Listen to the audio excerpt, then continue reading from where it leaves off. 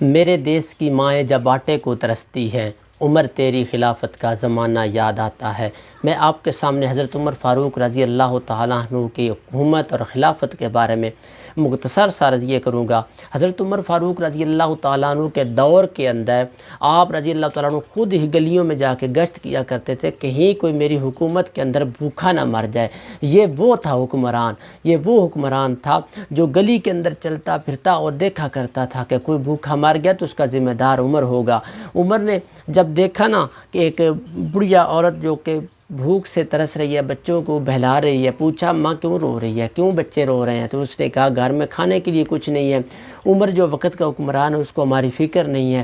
تو عمر رضی اللہ تعالیٰ عنہ واپس چلے گئے۔ فاروق اعظم نے کندھے کے اوپر سب کچھ لادا، سامان لادا اور لے کے جا کے وہاں پہ پیش کر دیا۔ کہا اماں جی یہ لے لو، یہ کھاؤ، بچوں کو کھلاؤ، جب یہ ختم ہو جائے گا پھر مجھے یاد کر لینا، پھر وہاں پہ آ جانا، اس جگہ پہ آ جانا، میں عمر خود دے کے جاؤں گا۔ یہ تھے عمر فاروق رضی اللہ تعالیٰ عنہ۔ آج ان کے اوپر کیچڑ اچھالنے والے، ان کے اوپر اعتراض کرنے والوں کو عمر فاروق کا وہ زمانہ یاد آنا چاہیے، عمر فاروق کے وہ دن اور رات خلافت کے اندر گزارے ہوئے یاد آنے چاہیے۔ عمر فاروق کون تھے؟ نبی کی دعا بن کے آئے تھے۔ آپ صلی اللہ علیہ وآلہ وسلم دعا کیا کرتے تھے، اللہ تعالیٰ نے عمر فاروق کو ہدایت دے کے نبی کے قدموں میں جا کے گرا دیا۔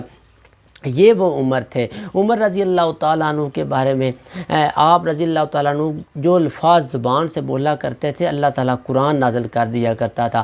ایسے کہا جاتا تھا، پیارے نبی صلی اللہ علیہ وسلم ایسے کہا کرتے تھے کہ اے عمر تو اگر میرے بعد کوئی نبی ہوتا تو عمر ہوتا۔ اگر ایک اور جگہ پہ آپ صلی اللہ علیہ وسلم نے فرمایا کہ شیطان وہ رستہ ہی بدل لیتا ہے جہاں سے عمر گزرتا ہے۔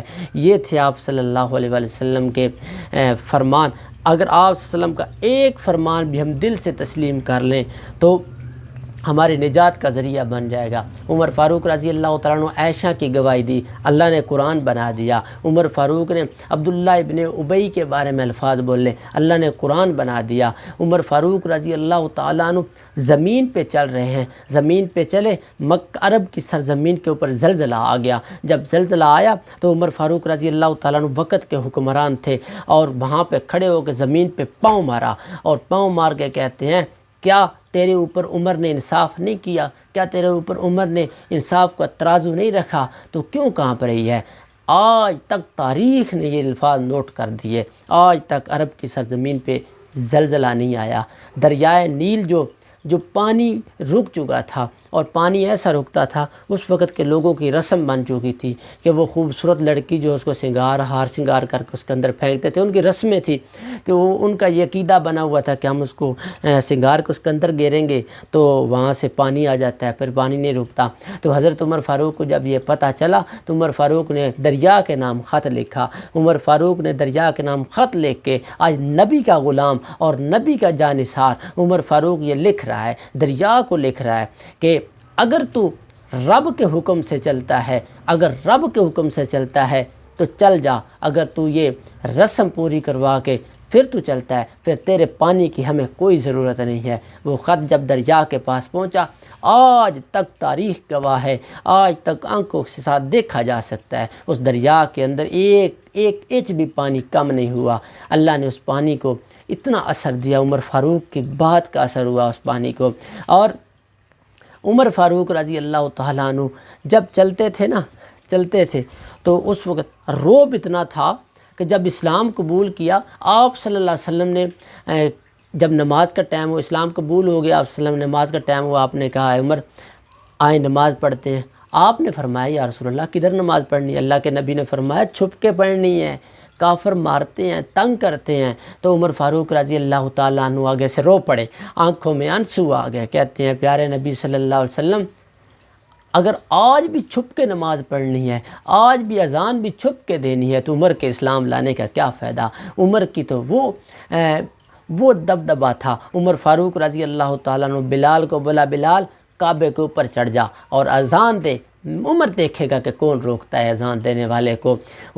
بلال نے اذان دی، جب نماز کا ٹائم ہوا پیارے نبی نے فرمایا عمر چھپ کے نماز پڑھنی ہے، یہ کافر بڑا ظلم کرتے ہیں، مارتے ہیں۔ عمر نے کہا، عمر کہتا ہے آج عمر بول پڑا، علل اعلان اذان دینے والے وہ بھی عمر تھے، علل اعلان نماز پڑھوانے والے وہ بھی عمر تھے۔ حضرت عمر نے فرمایا یا رسول اللہ آج نماز علی الاعلان پڑھی جائے گی، آج میں دیکھتا ہوں کہ یہ نماز کو کون روکتا ہے، کون آ کے ہمارے اوپر حملہ کرتا ہے، کون آ کے اس کو ٹوکتا ہے۔ یہ تھے عمر فاروق رضی اللہ تعالیٰ عنہ۔ جب ہجرت کرنی تھی نا، مکہ سے مدینہ جانے لگے، علی الاعلان تلوار لڑکا دی اور کہا ہے کوئی عمر کا رستہ روکنے والا؟ آج عمر ہجرت کرنے لگا ہے، کوئی رستہ روکنے والا مائی کا لال ہے جس نے بچوں کو یتیم کروانا ہے، جس نے بیوی کو بیوہ کروانا ہے، عمر کا رستہ روک کے دکھائے۔ یہ تھے عمر فاروق رضی اللہ تعالیٰ عنہ، یہ تھے عمر فاروق کا دبدبہ، یہ تھا ان کی جرت، یہ تھی ان کی طاقت۔ میرے نبی کہا کرتے تھے مولا اگر اسلام کو طاقت دینا چاہتا ہے عمر بن خطاب کو اسلام قبول کروا دے، عمر بن خطاب مجھے دے دے۔ اللہ نے پھر ایسے دیا، اسلام کا جھنڈا اتنا لہرایا، آدھی دنیا پر اسلام کا جھنڈا لہرا گیا، اور انگریز اور غیر مسلم فلاسفر یہ کہنے پر مجبور ہو گئے تھے اگر عمر فاروق کچھ عرصہ ہو زندہ رہتے پوری دنیا کے اوپر اسلام کا علم لہرا جانا تھا، اسلام کا جھنڈا لہرا جانا تھا۔ تو یہ تھی یکم محرم الحرام کو آپ رضی اللہ تعالیٰ عنہ اس دار فانی سے کوچ کر گئے۔ تو یہ تھی ان کی مختصر سے جو ان کی زندگی کے پہلو مختصر سے جو میں نے آپ کے سامنے بیان کیے ہیں۔ بہرحال محرم کی یہ جو راتیں ہیں یہ شہادتوں کی داستان بیان کرتی ہیں، محرم کی ایک ایک رات جو وہ شہادتوں کی داستان بیان کرتی جاتی ہے۔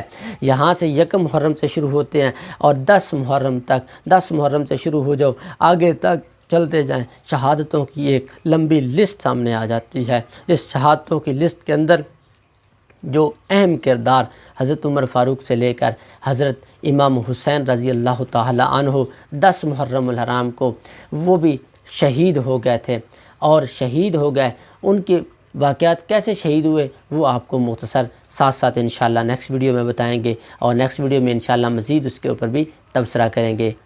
تب تک کے لیے اللہ حافظ۔